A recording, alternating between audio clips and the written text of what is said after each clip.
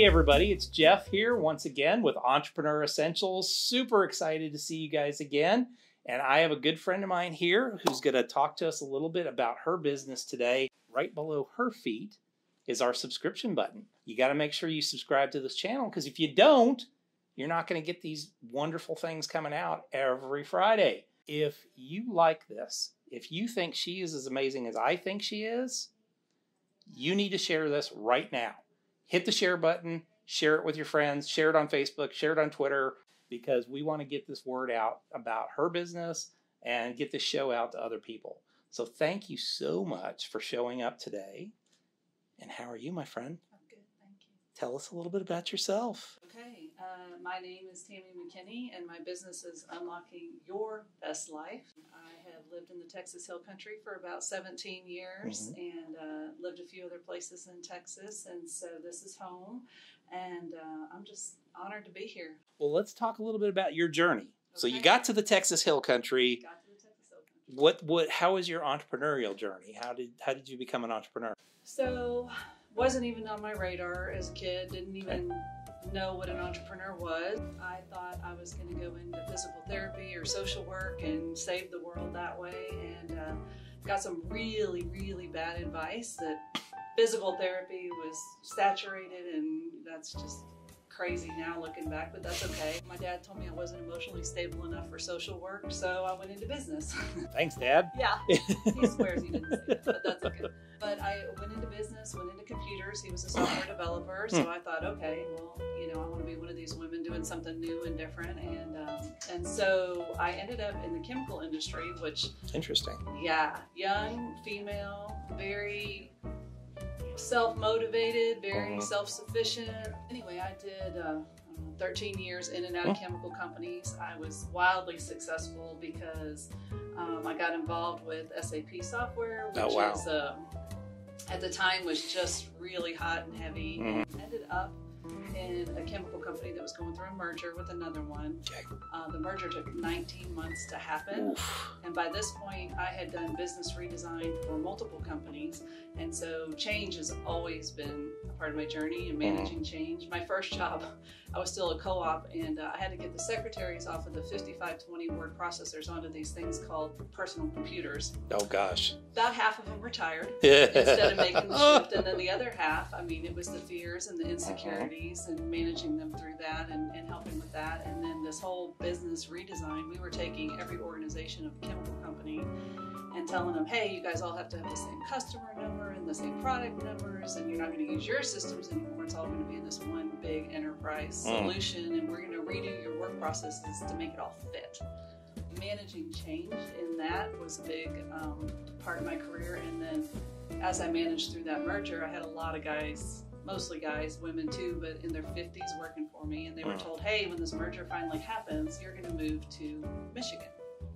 And it was like, in your 50s, you got kids in college, you got kids in high school. Just really realizing during that time, like, gosh, I don't want to wake up in my 50s and be like, oh, this thing that you've worked your entire life for, you're going to have to go start over. I did well coming through the merger. Like I said, it took 19 months to happen. I was going to take the summer off, hang out with my kids. That was 17 or 18 years ago now. So, yeah, we kind of took a step back and reevaluated life at that point. My husband actually got the job over here, and we moved to the Hill Country 17 years ago and had a couple more kids, and just sort of handcrafted life from there differently, kind of looked at our priorities and made some shifts. Of course, living out in a small town on the lake is a big shift from living in Houston. But even at that, I was like, okay, had these kids, got to get this weight off. I'm close to 40 at this point, and I said, if I'm going to do this, I might as well figure out how to do it right and make some money. So I started a wellness company, fitness company, did that.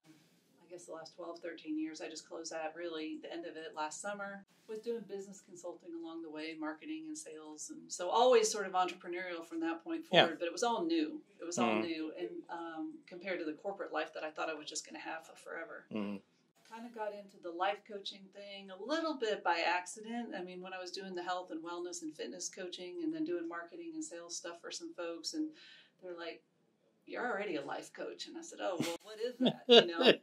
Is that a consultant? It sounds awful woo-woo to me. Woo-woo, yeah. I sought out some coaching certifications and went that route, some mentorship on that. And then came oh gosh, this whole running a business is a lot of work. Being an entrepreneur, there's so many moving parts. And then over the last 10 years, just, all of the social media that you have to keep up and the blogs and the videos and the podcasts and, whatever else you're going to take on to build that reliability and credibility out there. That's sort of the entrepreneurial journey. And just really love sitting down with small businesses, seeing where they're at, evaluating, okay, what are your core values? What is your mission? What are you really trying to put into the world with your business? Because I totally believe like everybody has a unique value that they bring. And it's, your experience, your strengths and weaknesses, whether you do a DISC assessment or Myers-Briggs or whatever, just the way you were wired, the way you were made, and your life experiences and all of the education you pour into yourself, like that makes this unique gift that you have to give back to the world. And so whether you're a small business or an individual, a lot of people don't know that, own that, live that. And so that's the funnest part. The funnest is a word. Damn. Yeah. We'll call it that way.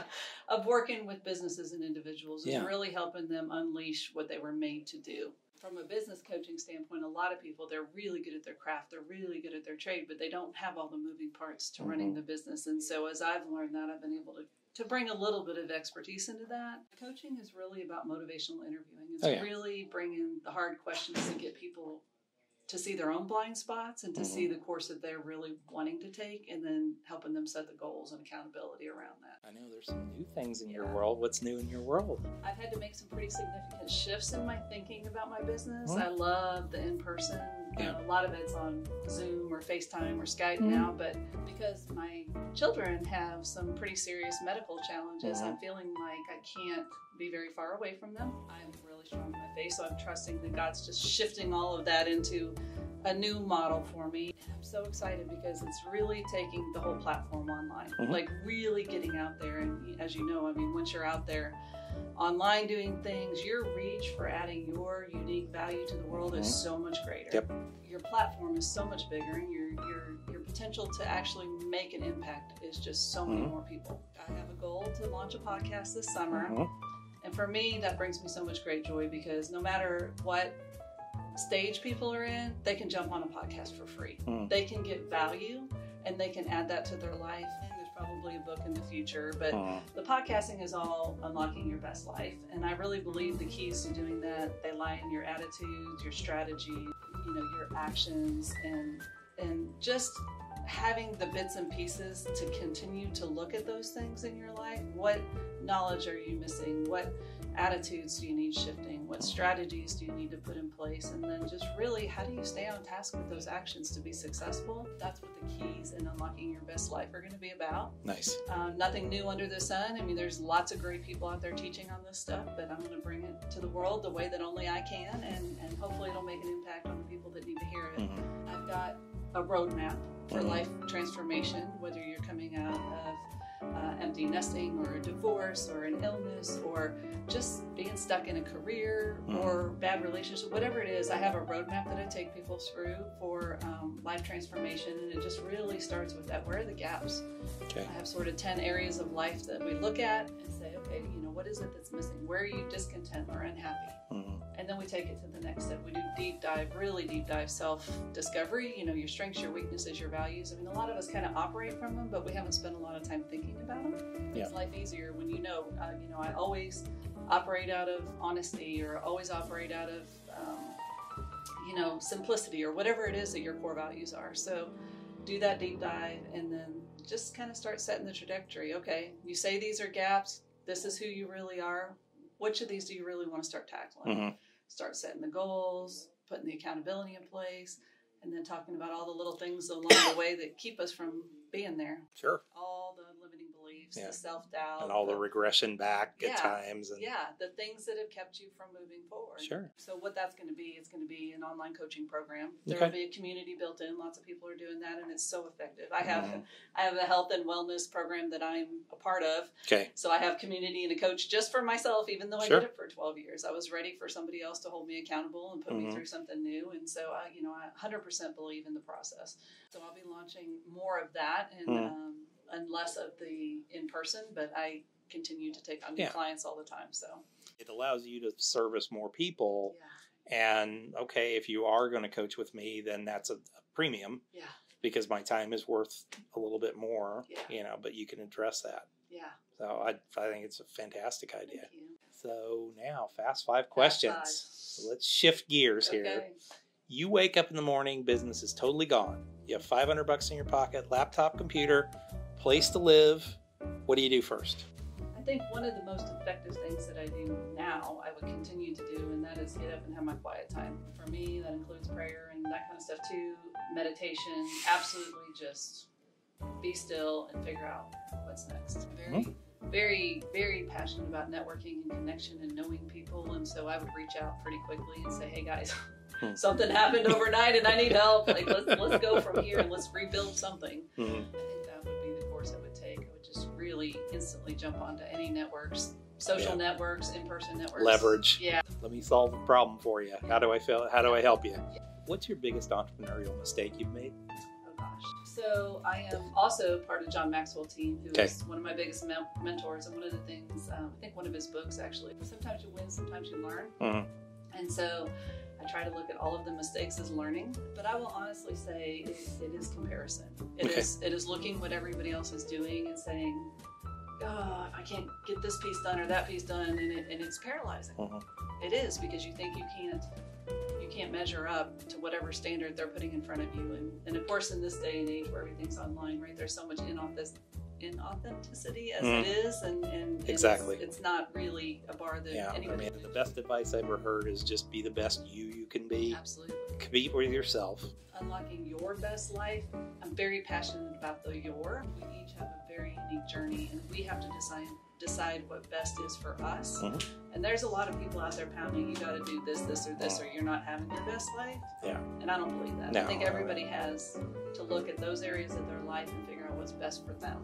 I'm actually doing a podcast about John Wooden, the UCLA basketball coach, and he would tell his teams, and he's like, all right, when you finish a game, you've either won or lost, but whether you're a winner or a loser was based on how you performed to your standard. If you worked to your maximum and you lost, it just means sometimes that other team was a little bit better or whatever. But if you won and you didn't put out all your effort, you're still a loser in those instances.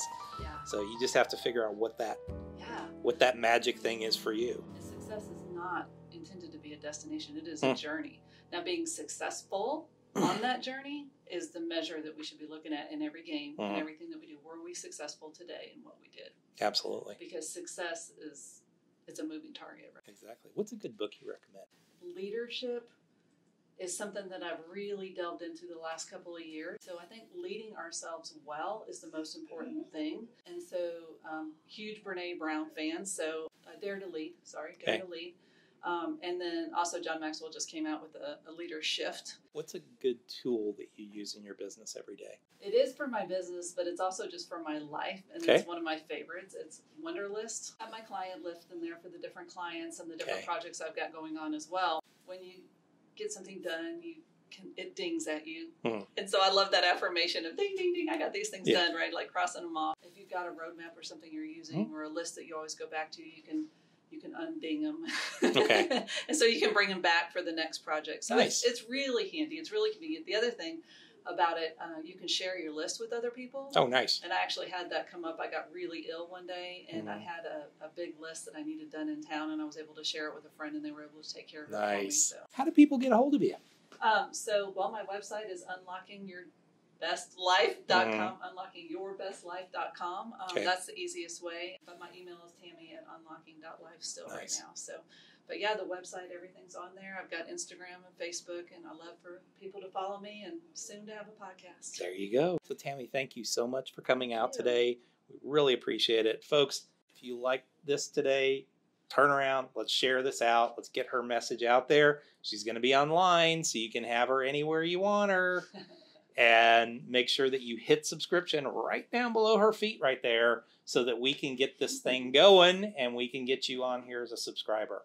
So thanks a lot. Great to see you here this week. Look forward to seeing you back here next week.